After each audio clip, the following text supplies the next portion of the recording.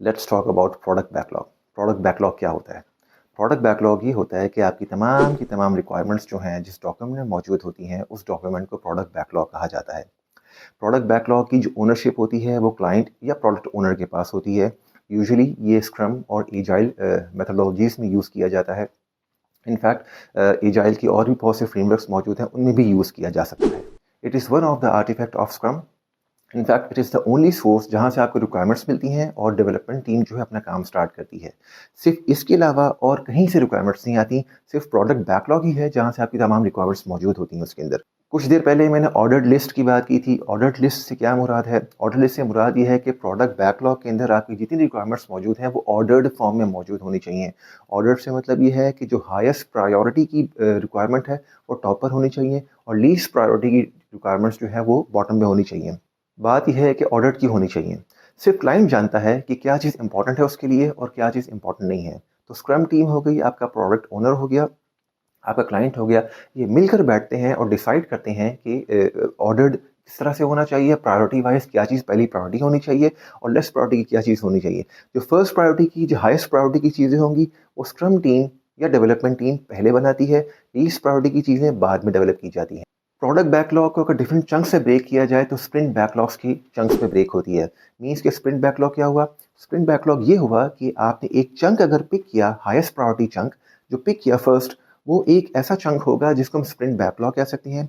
और ये वो तमाम रिक्वायरमेंट्स हैं जो इस स्प्रिंट में, करंट स्प्रिंट के अंदर डेवलपमेंट टीम जो है जिस पर काम करेगी।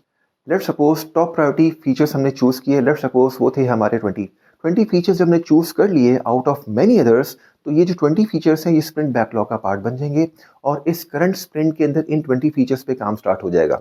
At the end of sprint ये 20 फीचर्स कंप्लीट हो जाएंगे। देन अगेन हम 20 फीचर्स पिक करेंगे प्रोडक्ट बैकलॉग से, अगेन स्प्रिंट बैकलॉग बनेगी एंड सो ऑन। इस तरह हम पूरी स्प्रिंट्स को लेकर चलते चले जाएंगे। अच्छा, मैंने आपको बताया था कि प्रोडक्ट बैकलॉग की ओनरशिप किसके पास होती है? प्रोडक्ट बैकलॉग की ओनरशिप होती है प्रोडक्ट ओनर के पास या क्लाइंट के पास। ये क्लाइंट की जिम्मेदारी है, प्रोडक्ट ओनर की जिम्मेदारी है कि प्रोडक्ट बैकलॉग की जो फीचर्स हैं वो ऑर्डर्ड हों, प्रायोरिटाइज्ड हों। प्रायोरिटी कैसे सेट की जा सकती है? प्रायोरिटी सेट करने के बहुत से तरीके मौजूद हैं हमारे पास।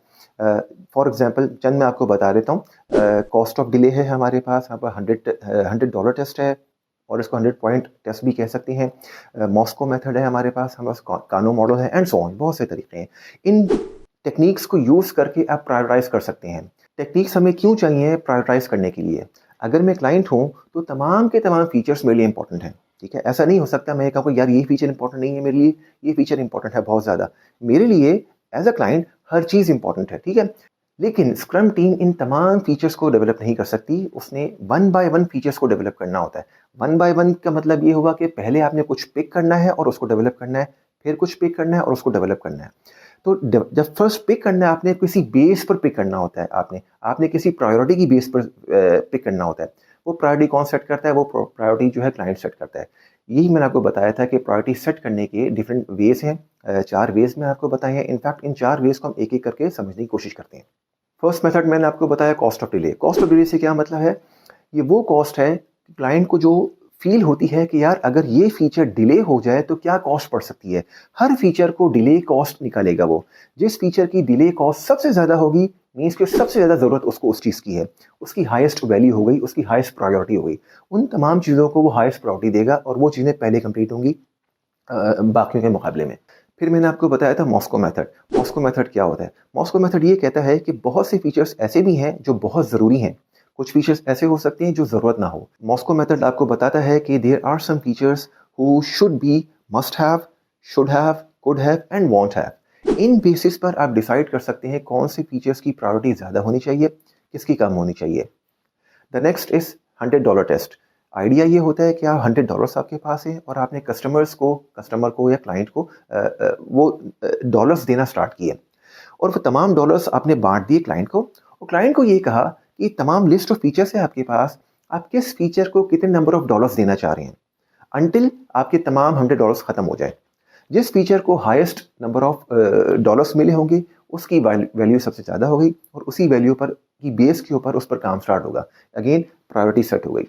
कार्नो मॉडल क्या होता है? कार्नो मॉडल ये कहता है कि हम अपने तमाम फीचर्स को डिफरेंट कैटेगरीज में ब्रेक कर देते हैं। मोर और लेस कभी 4 कैटेगरीज भी हो सकती है, कभी 5 कैटेगरीज भी हो सकती हैं। बट लेट्स सपोज हम 5 कैटेगरीज को लेके चलते हैं। वो 5 कैटेगरीज कौन सी होती हैं? पहली कैटेगरी है basic features, the second is desired features, the third is delightful features, features with indifferent quality and dissatisfaction features. Basic features क्या होते हैं? बेसिक या मैंडेटरी फीचर्स वो होते हैं कि जो क्लाइंट एक्सपेक्ट करता है कि हमारी प्रोडक्ट के अंदर, हमारी सर्विस के अंदर मस्ट होने चाहिए। इनके बगैर ये प्रोडक्ट शायद काम ही ना करे, तो इनका होना बहुत ज़रूरी है। फिर कुछ होते हैं डिजायर्ड फीचर्स, इनको परफॉर्मेंस फीचर्स भी कहा जाता है। डिजायर्ड फीचर्स क्या होते हैं? These features are the features that the client usually wants to see in the product. Their presence increases the satisfaction. फिर आते हैं delightful features. Delightful features वो होते हैं कि जिनकी presence जो है कस्टमर को सरप्राइज कर दे। वो तमाम फीचर्स जो डिलाइटफुल फीचर्स होते हैं। इनडिफरेंट फीचर्स क्या होते हैं? वो फीचर्स जिनकी प्रेजेंस से कोई कुछ वैल्यू ऐड ना हो रही हो, जिनकी एब्सेंस से कोई वैल्यू ऐड ना हो रही हो, मीन्स के उनके होने ना होने से कोई फर्क नहीं पड़ा, वो तमाम फीचर्स को इन डिफरेंट फीचर्स की कैटेगरी में डाल दिया जाता है। The last one is dissatisfaction. ये वो तमाम फीचर्स हैं कि जिनकी प्रेजेंस से डिससेटिस्फैक्शन क्रिएट होती है क्लाइंट की तरफ से, तो इनको उस कैटेगरी में डाल दिया जाता है। जब आप तमाम फीचर्स को कैटेगरी वाइज डिवाइड कर लेते हैं तो आपको प्रायोरिटाइज करना आसान हो जाता है। सो लेट्स समराइज कि प्रोडक्ट बैकलॉग क्या होता है। प्रोडक्ट बैकलॉग ये होता है कि आपकी तमाम की तमाम रिक्वायरमेंट्स जो आपने प्रोडक्ट डेवलप करने के लिए या इन्हांस करने के लिए या इंप्रूव करने के लिए रखी हुई हैं, जिस डॉक्यूमेंट में कह लें उसको, उस डॉक्यूमेंट को प्रोडक्ट बैकलॉग कहा जाता है। यूजुअली ये एजाइल और स्क्रम और डिफरेंट फ्रेमवर्क्स में यूज होती है। It is one of the artifact of the scrum. और टॉप फीचर्स जो होते हैं प्रोडक्ट बैकलॉग के, वो स्प्रिंट बैकलॉग का पार्ट बन के स्प्रिंट के अंदर डेवलप होना स्टार्ट होते हैं। टॉप फीचर्स की प्रायोरिटाइजेशन जो है वो प्रोडक्ट ओनर या क्लाइंट करता है। प्रायोरिटाइजेशन के मैंने आपको डिफरेंट तरीके बताए हैं, बहुत से मेथड्स हो सकते हैं। चंद मैंने आपको बताए थे, for example cost of delay, $100 test, Moscow method and Kano model. इन तरीक़ों को यूज़ करके आप अपनी प्रायोरिटाइजेशन कर सकते हैं प्रोडक्ट बैकलॉग के फीचर्स की, और उन पर काम स्टार्ट किया जा सकता है। आई होप आपको प्रोडक्ट बैकलॉग के बारे में समझ आया होगा। नेक्स्ट टाइम किसी और टॉपिक के साथ आपके सामने आऊँगा। Thank you very much.